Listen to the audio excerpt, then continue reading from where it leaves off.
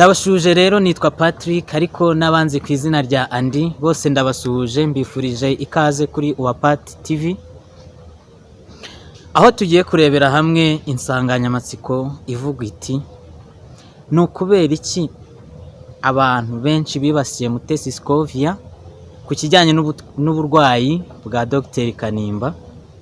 Turi mu busitani rero bwa St Paul, ahabera amakwe, ahabera ama event atandukanye. Umuntu wese ufite event runaka muri St Paul ni ahantu heza ho gukorera ibirori, ho gukorera ubukwe, ho gukorera mbese buri kimwe cyose wakihakorera kandi bikagenda neza.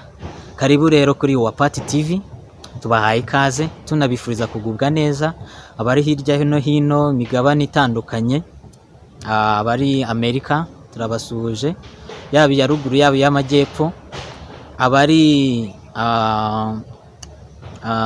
ruguru hariya mu Burayi turabasuhuje, tubahaye ikaze. Abanyafurika bagenzi bacu tubahaye ikaze. Australia, aho ngaho mu Bushinwa, Aziya yose tubahaye ikaze, kandi tubabwira ko ahangaha niho muzajya mwumvira byinshi, mwumvira ubusesenguzi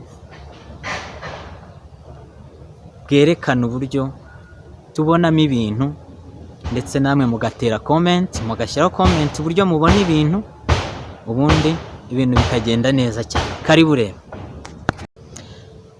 Ngira ngo muri iyi minsi mumaze iminsi mwumva umudogiteri, navuga ko ukomeye, kuko umudogiteri ushobora kuvura indwara z'abadamu buriya ntabwo ari buri wese.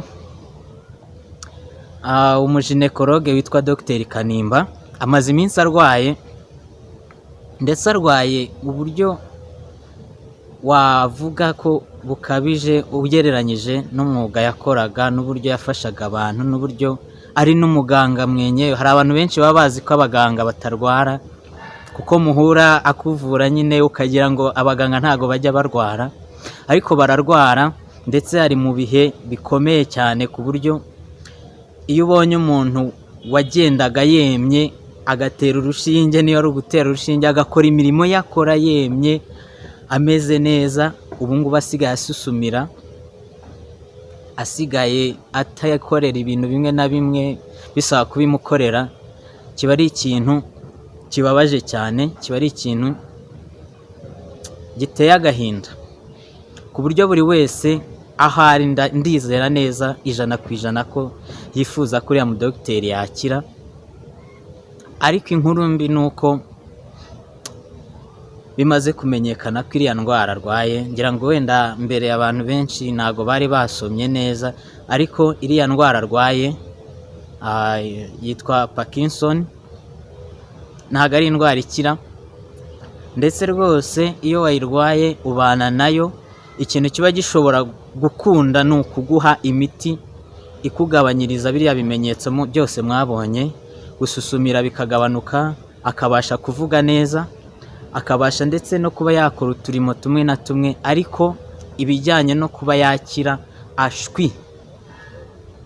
Muti rero ibimaze iminsi bivugwa, Mutesi Scovia yazanye indi point of view, azana ubundi buryo abibona, aravuga ati nyamuneka muri iyi kampeni yo gutera inkunga Dr Kanimba, mwitonde mutaba muri gutera inkunga umuntu utayikwiye. Mumenye neza koko niba ari Dr Kanimba ukeneye iyo nkunga yanyu, niba ari we igeraho direct. Abantu rero ntago babyumvise kimwe, abantu bahise bavuga bati Mutesi Scovia nta mutima, urashinyagura, uravuga ibintu nk'ibi ngibi ku muntu urembye twiboneye n'amaso, ususumira ugeze kuriya. Kuki utifuza yuko yakira? Kuki utifuza yuko abantu bamufasha akava muri iriya leta?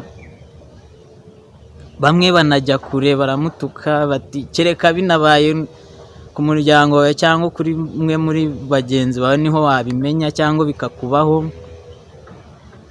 Abandi bati uriya muntu ntago ari uwo gushinyagura, ntago ari uwo gukiniraho muvuga amagambo yatuma campaign yo kumushakira inkunga ihagarara.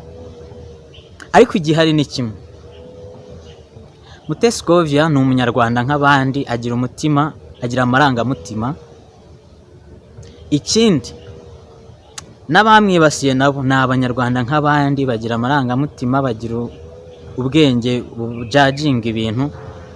Ariko iyi nkuru ikintu cya mbere nayibonyemo, nabonye ko abantu batandukanye pe. Abantu uburyo bafata ibintu baratandukanye, ariko nta kidasanzwe kirimo, kuko ubundi abantu baba mu bice bibiri. Hari abantu bakoresha umutima wabo cyane, bagakoresha amarangamutima ku buryo ibyemezo byose bifatwa baba babanje kubaza umutima. Hakaba n'abandi bakoresha ubwonko bwabo ku buryo utapfa kumubona mu kintu we ubwe atagizemo uruhare. Ni ukuvuga ngo abo bantu barangwa n'iki? Barangwa n'uko ikintu cyose bagiyemo baba bazi imigendekere yacyo, babanje kwitegura mu mutwe neza na logique yayo, banazi neza impamvu bagiye gukora icyo kintu. Mu gihe abantu barangwa n'amarangamutima menshi cyangwa se bakoresha amarangamutima menshi, usanga ari ba bantu rimwe na rimwe banicuza ibintu bakoze, bati kuki nakoze ibi, cyangwa se rimwe na rimwe bagafata ibyemezo bahubukiye. Ariko ntabwo ari buri gihe, kuko ubundi Imana yaduhaye umutima, iduha n'ubwenge bwo gutekereza. Ibyo bintu iyo bibaransinze bigenda neza. Uko ibi bintu rero ngewe mbibona, ndabibonamo yuko izo mpande ebyiri zabyiganiye kuri iyi kesi ya Dr Kanimba, kandi ariko nta n'umwe wakabaye ashinja undi, ko buri wese afite uburyo atekereza mu buryo bwe, kandi buri wese afite uburyo abayeho n'uburyo ubwenge bwe bumuha, n'uburyo umutima nama we umuyobora mu bintu byose akora. Mutesi Scovia avuga ati mwitonde murebe umuntu mugiye gutera inkunga niba ari we koko igeraho. Sinumva ikibazo kiri muri ibyo bintu, sinumva ikintu cyatuma wumva wowe wavuga ngo ntago yakabaye avuga ibi bintu, ngo ntago yakabaye ngo ashinyagura, ngo umuntu ararembye. Umuntu ararembye nawe arabizi, ariko nk'uko mubizi hagiye habaho ibintu byinshi bigaragaza ko abanyarwanda benshi, cyangwa se bamwe reka no kujeneraliza, reka no kuvuga benshi, bamwe muri bo bakoresha amarangamutima cyane, ku buryo ki na kesi zo kuba batuburirwa rimwe na rimwe ziba nyinshi. Ngira ngo muribuka kampani ya Tom Transfer, abantu bose bayizeye n'uburyo byagenze byose murabizi. Ndibuka hari umukinnyi wa filime wigeze gukusanya abantu ati ndarwaye, ndarembye mumfashe, ngo sinzi ukuntu byagenze, basanga wenda ntiyararembye ku kigero yavugaga. Amafaranga bamuhaye ahita aguramo akamodoka. Kurwara ntawe utarwara pe, ntawe utarwara, nabihamya. Ariko uburyo twitwara muri iyo ndwara n'uburyo twitabaza abandi biba bishobora kuzamo akantu kameze nko kuba umuntu yabyuririraho kugira ngo abibyaze umusaruro we yiyumvamo, yishakira. Kubera ko niba ari ubufasha nyine barafasha, amafaranga akaba menshi, ntawakwatse borudero cyangwa se fagitire y'ibitaro uzavurirwaho, kuko nta nubwo wamenya ibizamini bazagukorera ingano yabyo, bishobora kwiyongera cyangwa se bikagabanuka. Ushobora gusanga wenda tike yo kujya aho ngaho yiyongereye. Ni ukuvuga ngo abagufasha baba bategetswe kurenza na ya mafaranga ubabwira kugira ngo ibintu bizagende neza. Aha rero ndajya ku mpande ebyiri. ndajya no ku ruhande rwavuga bati nyamuneka ntabwo mwakabaye mushinyagurira umuntu mumubuza campaign, kuko iyo uvuze kuri ati mwitonde ni nkaho campaign wihagaritsemo ukuntu nka kimwe cya kabiri, kuko wari wafashwe n'amarangamutima avuga ati yo uyu murwayi reka mufashe, uyu murwayi reka mwiteho, reka muhereza amafaranga azabashe kwivuza muri biriya bitaro birenze. Atangira kwibuka n'izindi nkuru zabanje zabo bose navugaga, akaba atari ko reka ngira amakenga. Mu kugira amakenga bishobora no kumuvamo buriya, nushaka ko umuntu agufasha uzamufatirane akibabaye kimubwira story yawe, amarira akizenga mu maso buriya nibwo aba ashobora kugufasha. Iyo rero byagiye kure yatangiye gutekereza cyane, hari igihe avuga ati ibi bintu kubikorera ubushakashatsi ngo menye ko ari ukuri biragoye, ntabwo nabivamo, bikaba byanarangira byihoreye neza neza. Ku rundi ruhande urumva ko abashinja Mutesi guhagarika campaign yo kuvuza uriya murwayi rimwe na rimwe wabumva, ariko nanone Mutesi niba bakebuye akavuga ati ibi bintu si ubwa mbere byaba bibaye, biramutse bibaye hari aho byabaye henshi, mwitonde mumenye umuntu mugiye gutera inkunga. Ntago yavuze ngo muyihagarike please, aravuze ngo mushyiremo ubwenge nk'abantu basobanutse bakuru, kuko ibi bintu bireze, ibintu by'ubutekamutwe bireze. Umuntu bakebura muri urwo rugero, ahubwo njye nayo niteze positive impact, imushimira ati Scovia warakoze cyane, urakoze kudukebura, tugiye kumufasha ariko tunakenga, kubera ko ibi bintu by'imitwe biba ahantu henshi pe. Ikikwereka rero ko abanyarwanda bashobora kuba bagifite benshi bagifite ako kabazo kuko batwarwa n'amarangamutima bagahita bakora ibintu, nuko ukurikije commentaire yaba ku kiganiro cya Isimbi TV, yaba ku kiganiro cya 3D TV, yaba no ku bindi biganiro byose bigenda bivuga kuri iyi case ya Dr. Kanimba, abenshi mubare percentage nini iranenga Scovia. Gusa icyo wamenya ni iki? Icyo wamenya ni uko isi ya kera si kimwe n'iy'ubu. Muntu wese aho uri wese ufite umutima, ufite ubwenge, gerageza ubishyire ubiringanize ku munzani, kuko nutabikora isi ya none ukuntu imeze, musigaye mwumva abantu batuburirwa kuri internet, bibaho musigaye mwumva umuntu ngo arakubeshya urukundo ngo murakundana, ngo nyoherereza ngo mbashe ngo kudedwana ngo ibintu ngo ngiye kukoherereza, akabara yakuriye. Ibyo byose byagiye biba ku banyarwandakazi n'abanyarwanda, umva ibi ni ibintu bibaho.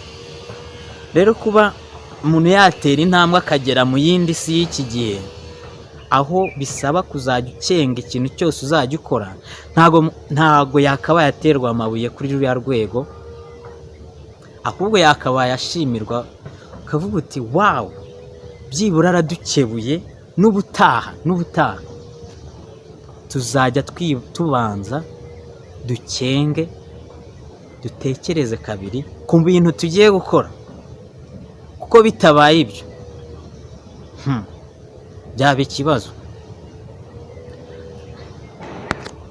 Reka ngaruke rero ku bimenyetso bimwe byerekana ko iyi case ya Kanimba atari case nk'izindi, cyangwa se ushobora kureba inyuma ukareba ko harimo n'utubazo tumwe na tumwe. Umudamu bamwe bise Marayika Murinzi, umuri iruhande umumenyera buri kimwe cyose, tunashimira cyane rwose, aho uri wumve ko ukora ikintu cyiza cyane. Ariko nano cyakubayeho mbere na mbere ugisohora, hagisohoka iriya nkuru, umunyamakuru yavuze ngo ntabwo uri bugaragare muri kamera. Kubera icyo utagaragaye muri kamera? Icya kabiri, bivuga ko abantu bose yaba umuryango wa Dr Kanimba, yaba n'abandi bose bifuza kugera kuri Dr Kanimba, yewe na mukanya amaze kubona inkuru y'umupasiteri washatse kuza gusengera umurwayi, birangira bipfuye uramukumira. Ni ukubera iki utari kureka abantu bagere ku muntu? Kuko umuntu ntabwo ari uwawe, umuntu ni uw'abantu bose. Ariko nanone nakumva uramutse uvuze uti aba bantu bose ndi kubakumira kuko bafitanye ikibazo na Kanimba, wenda Kanimba ntabwo abashaka, yambwiye ati ntabwo mbashaka. Nkagaruka rero ku kindi bavuga, dogiteri nubwo arwaye aracyatekereza, ariko ararwaye, hari bimwe atakwikorera. Ku buryo ki we muntu umurwaje uramutse umubwiye uti aba bantu simbashaka, sinzi ko yaguhakanya kubera ko ari mu gihe cy'uburwayi. Sinzi ko ari mu gihe cyiza cyo kumenya abamukunda n'abamwanga, cyangwa se abamushakira ineza n'abatabyitayeho. Icyo rero nakwibaza nanone, ese abo bantu ko ari umuryango we, amaraso ye, ntiwanadohora ngo bahagere kugira ngo ibi bintu byose biri kuvugwa bicupwe, birangire, biveho, werekane neza kuri gufasha, atari ugukirira ku muntu nk'uko bamwe babitekereza. Ibyo bintu ndabizi ko bishoboka, ariko impamvu bidakorwa ni iyihe? Cyangwa se nawe nk'uko mwari mwatumije itangazamakuru, ugira ubutwari, wongere usubire imbere, ujye imbere y'itangazamakuru ubabwire uti dore impamvu ABCD abantu batari guhura na Dr Kanimba urwaye, dore impamvu umuryango we nubwo wifashije wenda utamufashije, dore impamvu abakozi abanasi ba minisante nanze ko bamugeraho. Icyo kintu ugikoze, kuko turi kubona uruhande rumwe ruvuga uriya muntu utazwi, uriya muntu ni unknown.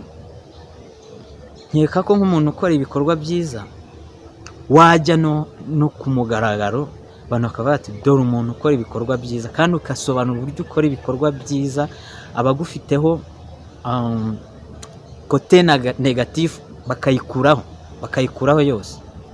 Ibyo bintu byashoboka, ariko impamvu bidakorwa irakomeza ijye mu mitwe y'abantu, bumve ko wimanye umurwayi ku bw'inyungu zawe,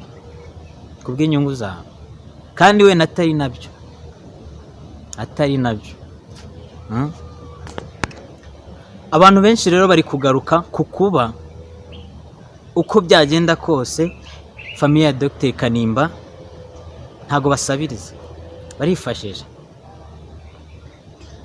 Yaba leta yacu y'igihugu cyacu, nanashimira cyane ko mu minsi yabanje ndumva yaragufashije ku bijyanye no mu Bubiligi, babasha kukuvura nubwo bitarangiye ugikeneye imiti.